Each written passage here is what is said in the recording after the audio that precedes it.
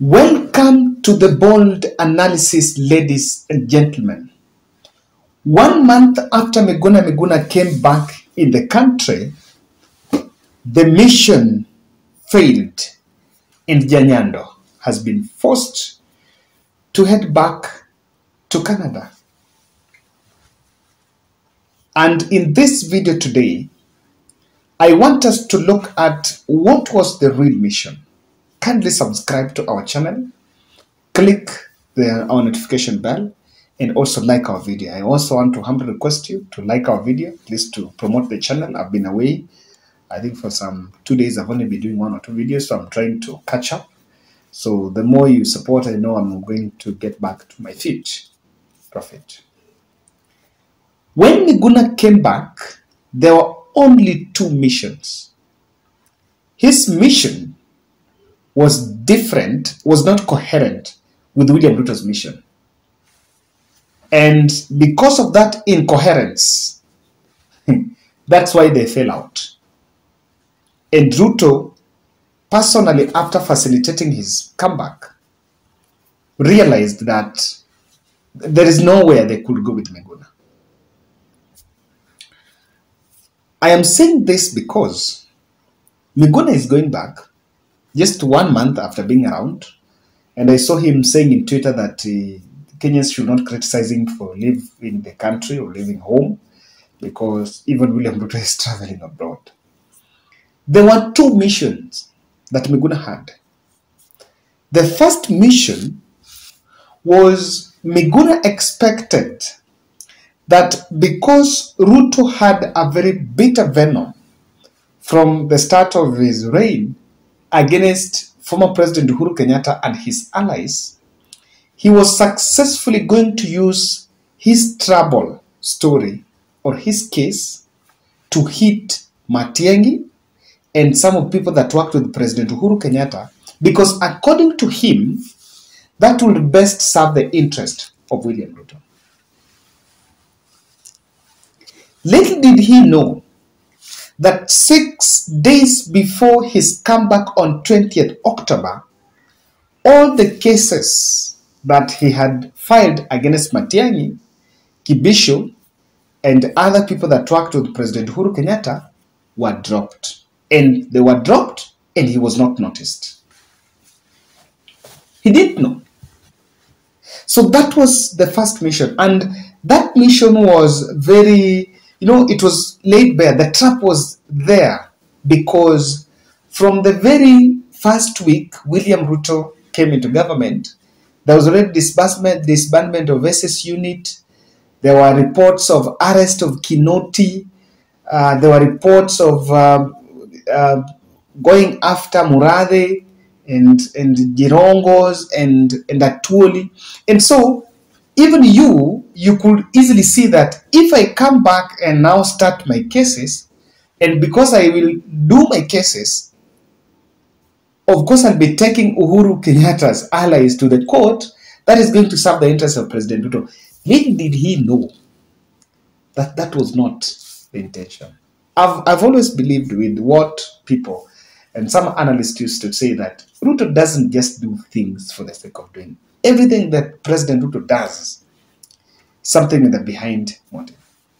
It's not what people are saying. The second mission was to come back here and initiate what will be a rebellion against Raila Odinga in Nyanza.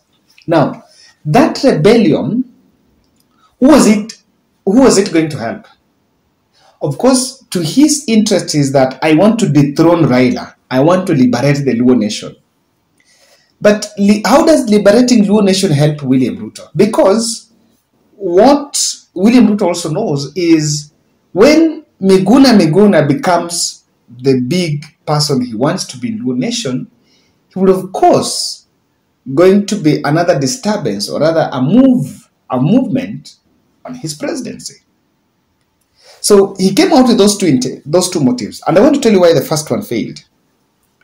The first one failed, the Matiang'i and the court cases. It failed because the civil society groups did not upload his story. It failed because of that. You know, what he wanted is when he comes back here, there is that euphoria of welcome by members of media, by a few government officials, and some NGOs that lobby for human rights, because they always said that his rights were violated, and no human rights organization, lobby group, has ever gone to court to seek redress over the same. So his case have been lacking bit of that push by the civil society groups. So when the civil society groups also seems to not have, by the way, the human rights groups in this country, as civil society groups, did not take his story. And that is why I can also tell you that behind the scene, William Ruto never meant well for Miguna. And there was that fallout. Nyanza rebellion that was to be initiated against Raila failed because of two reasons. Number one, it could not take off because Raila successfully managed to control Miguna through the media. Because with Miguna, if you don't have media with him, that's the end of the story. If Miguna will thrive in that confrontation, and I've seen one, and if you want to know, in one of his tweets, he was actually saying that he wants an interview with Raila Odinga one-on-one. You know, that's not how things are done. So that failed on that ground. There was no way. Number two, he didn't integrate. Hakupata mtu hata kuongea. Na yeye, he was a man of his own. And so, the appetite of fighting Ruto could not even allow him to do it. When Owalo was appointed as cabinet in charge of ICT, I think by all virtue, Owalo became elevated, was a bit elevated in government. If both of them were in government, then Owalo was elevated, and successfully Owalo locked him out of Raila, Access, and William Ruto. With Owalo, we saw recently, Owalo was with Raila Odinga in Nyayo Stadium. And during the food donation exercise, the CS Owalo was accompanied by some of the few rebel leaders from Nyanza. But Miguna was in this country and did not go. Even the donation that was done in Nyando, his place, in Kod, he did not go. So today he has retreated. And I just want to go straight to tell you why Miguna had to retreat. The big thing failed. Biggest blunder he committed was to legitimize William Ruto's presidency. And of course you can understand him, he found himself in a very hard place, because while he's saying that his return has been facilitated by the court cases, by the court injunctions, by the court orders that Ruto's government has obeyed, but William Ruto also was using him as a gig to show that his government is obeying the law. So Ruto wants credit for Miguna's comeback, but on the other side, Miguna is also saying that, look here, you've not done me any favor, you've just obeyed court orders that former President Uhuru Kenyatta could not obey. So I think to that extent there was a point of departure. Remember, Miguna met Oscar Sudi and the UDA chairman, Liston Budama. But on whether someone facilitated his comeback or no, and sometimes you just need to give credit where it's due. Also, there are some things that must not be spoken. Even if you feel Ruto is obeying the court orders, it is not a must to go to public and say. There's some things that are not spoken. So, I think one thing that Miguna normally has is, as much as he says, I want to say the truth, but even the truth has some breaks to what you're saying. So, this is the danger of legitimizing William Ruto. This is how legitimizing William Ruto's win finished him. Remember, the people he wanted to liberate from Raila, majority of them those who believed in Raila, they believed that Raila was rigged. And they are hurting. And now here, you want to take over that constituency from Raila, but you want them to believe that William Ruto won fairly. While them, they believe that Supreme Court was not fair in the judgment. They believe that Wafula Chebukati was not fair to Raila Odinga. And something might have done. There is that school of thought, and we don't want to bury. We are in this country. So nothing is happening that no one knew. The truth is, a big percentage of Raila Odinga supporters are still with him. But then when Miguna comes, he's legitimizing William Ruto's presidency. Now ask me, aren't you becoming the enemy of the people? So just that trick a bit.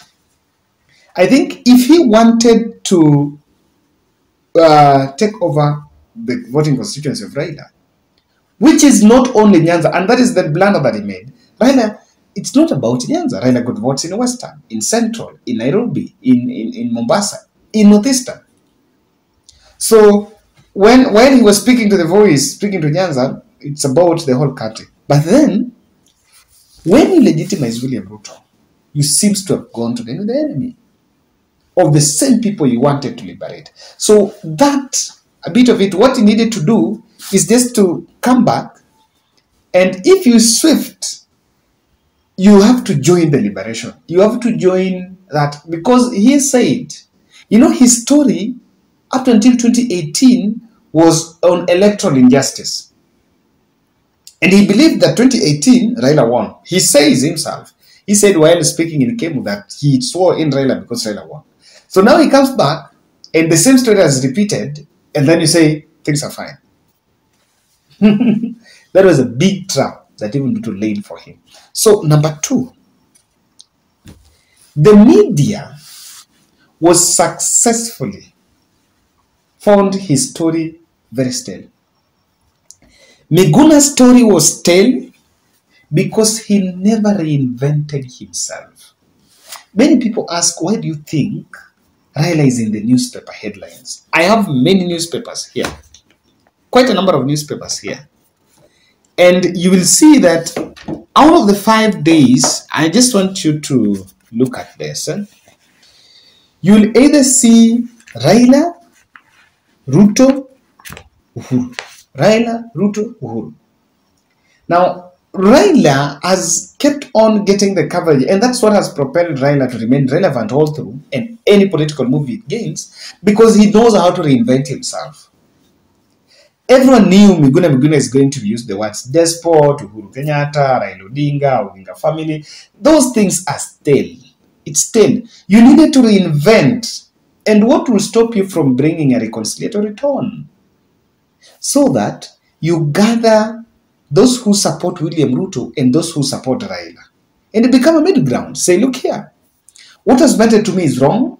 I am back home. I'm thanking the president that I'm back home. But I think we need to support the government of the day. And for us to do that, you reconcile. So on that, I know what I'm saying is not possible with Miguna. But I'm just saying that the story needs to be reinvented, so that the media will capture it new. You cannot talk about, I was deported, sedated, all that we've said, even when people are interviewing him when he's in Canada.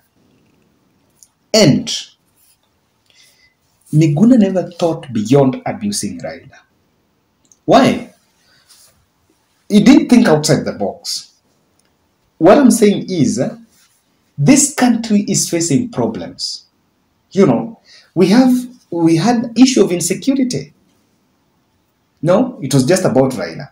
We had issue of GMO. We had issues of hunger that is affecting the people. But instead of talking to what is affecting the people, you seem to be stuck in politics.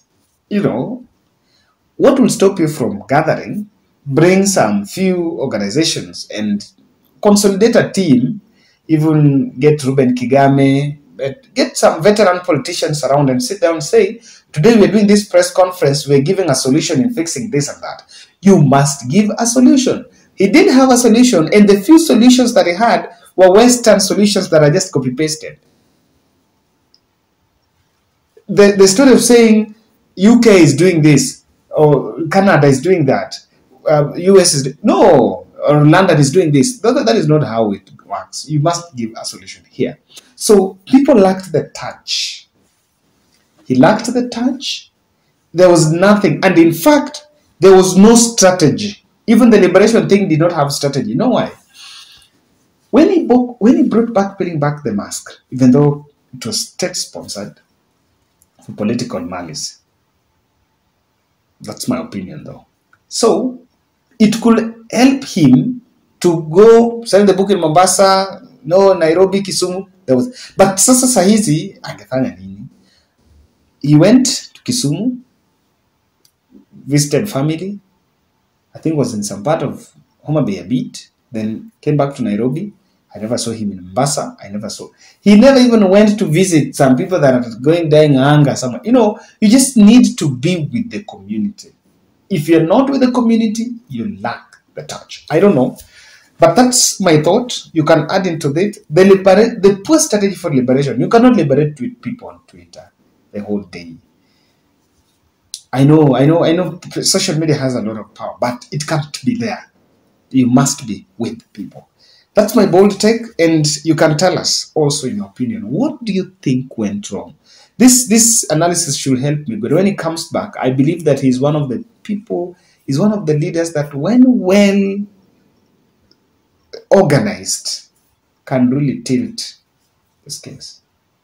Even in 2027, if well organized and packaged well, Miguna can get something. But until something is done. I don't know what you think, but that's my vote.